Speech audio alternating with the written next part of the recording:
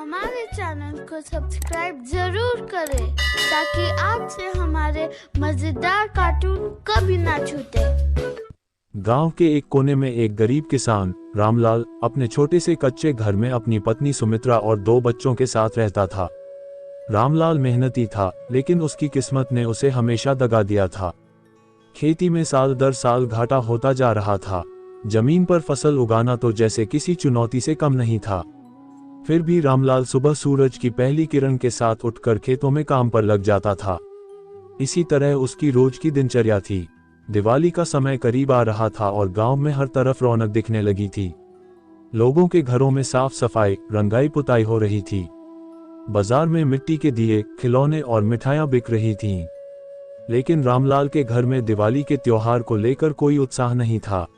उसकी पत्नी सुमित्रा ने अपने आंसू छिपाते हुए बच्चों से कहा, इस बार दिवाली नहीं मना पाएंगे, हमारे पास पैसे नहीं हैं। बच्चों ने उदास होकर अपनी मां की ओर देखा और चुपचाप जाकर कोने में बैठ गए। उनकी मासूम आंखों में दिवाली के दिए जलने की उम्मीद थी, लेकिन गरीबी ने उस उम्मीद को बुझा दिया था। एक दिन रामलाल गांव के मंदिर में गया और मां लक्ष्मी की मूर्ति के सामने हाथ जोड़कर बैठ गया।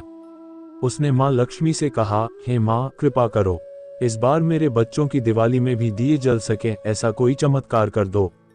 मैं हार गया हूं मां, अब बस आपके सहारे ही हूं। वह कुछ देर तक मां लक्ष्मी के सामने बैठा रहा, फिर भारी मन से अपने घर की ओर चल पड़ा। अगले दिन रामलाल ने खेत में जाते वक्त देखा कि एक साधु महाराज उसके खेत के किनारे बैठे हैं।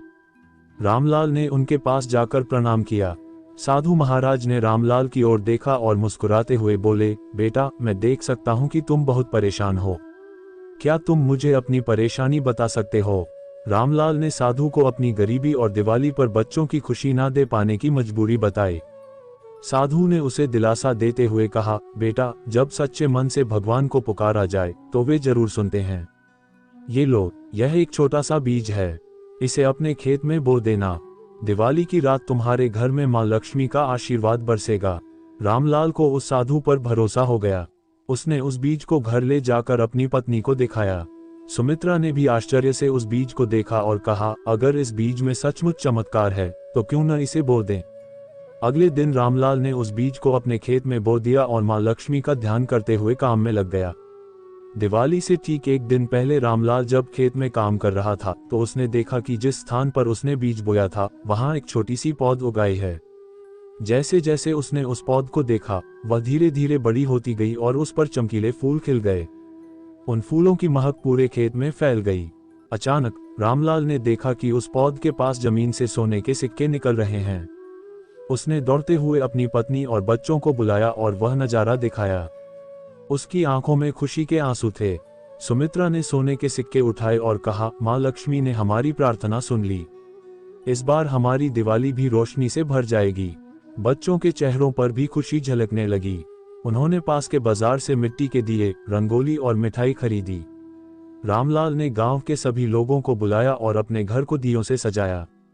उस रात उनके घर में सिर्फ दियों की रोशनी ही नहीं, बल्कि खुशियों की भी बारिश हुई। दिवाली की रात रामलाल और उसका परिवार मां लक्ष्मी की पूजा के लिए बैठे। पूजा समाप्त होने के बाद साधु महाराज फिर से वहां आए।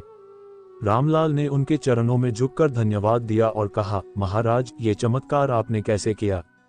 साधु मुस्कुराते हुए बोले, यह मां लक्ष्मी की कृपा है और तुम्हारी सच्ची श्रद्धा का फल है।